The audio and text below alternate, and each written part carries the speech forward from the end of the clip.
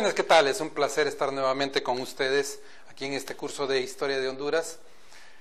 Sean bienvenidos a hablar de una temática bastante interesante. Vamos a conversar sobre la Guerra de las 100 horas, en particular sobre las causas de la Guerra de las 100 horas. ¿Alguno conoce qué es la Guerra de las 100 horas?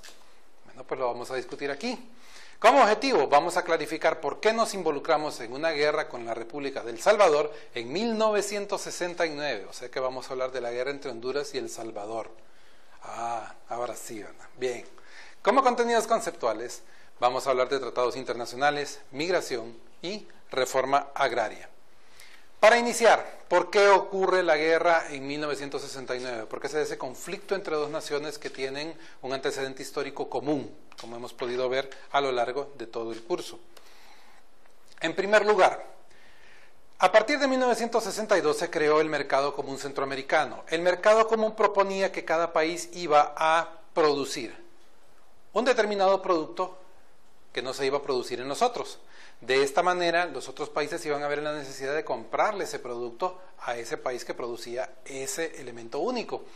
Esto iba a mejorar entonces el intercambio de productos entre todos los países centroamericanos porque todos se iban a comprar entre sí.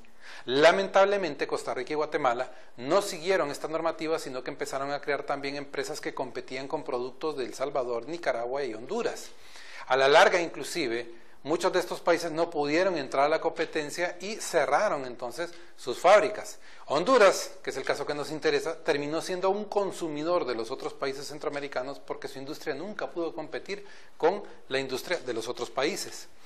Entonces el mercado común más bien nos atrapó. Por otro lado, Honduras y El Salvador tienen problemas de tierras. En El Salvador hay poca tierra y demasiados campesinos. En Honduras hay mucha tierra, pero los campesinos casi no la tienen. Entonces en ambos hay un problema agrario que El Salvador está resolviendo fácilmente. Los campesinos que no encuentran trabajo en El Salvador se vienen para Honduras, van a emigrar hacia Honduras, hay una fuerte migración para Honduras. ¿A qué nos referimos con migración? A ese traslado de salvadoreños hacia Honduras. Y en el caso de Honduras, los hondureños se quejan de que no solamente no tienen tierra, sino que el campesino salvadoreño trabaja por menor salario, quitándoles la oportunidad de trabajo entonces a ellos. En ambos países entonces tenemos un efervescente agrario bastante fuerte.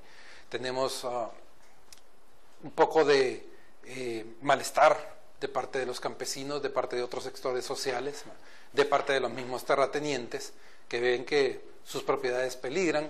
Entonces, hay un momento en donde toda la situación en ambos países está bastante tensa, increíblemente tensa.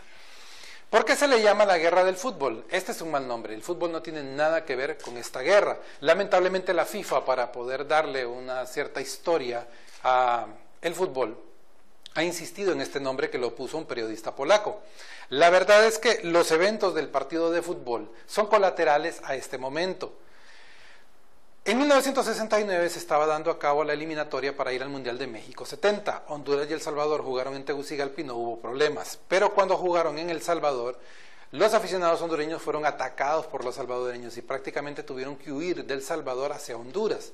El partido no se terminó de jugar, inclusive porque algunos seleccionados hondureños fueron atacados. Entonces la FIFA decidió que se jugara en un terreno neutral y se jugó en una cancha en México en donde El Salvador ganó. Pero prácticamente esto fue como un elemento público a los ojos de todo el mundo de lo que estaba pasando entre Honduras y El Salvador. Y de hecho, Fidel Sánchez Hernández, que era el presidente de El Salvador en aquel entonces, va a atacar a Honduras un 14 de julio de 1969 sin previa declaratoria de guerra, por lo cual la Organización de las Naciones Unidas condena la acción salvadoreña sobre el territorio hondureño.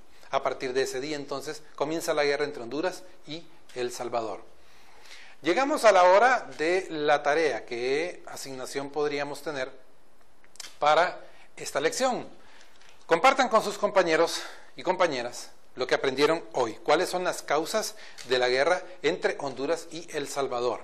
Nosotros por nuestra parte, pues ya alcanzamos nuestro objetivo, clarificamos por qué nos involucramos en una guerra con la República del Salvador y también desarrollamos como contenidos conceptuales del de Tratado Internacional, Migración y Reforma Agraria.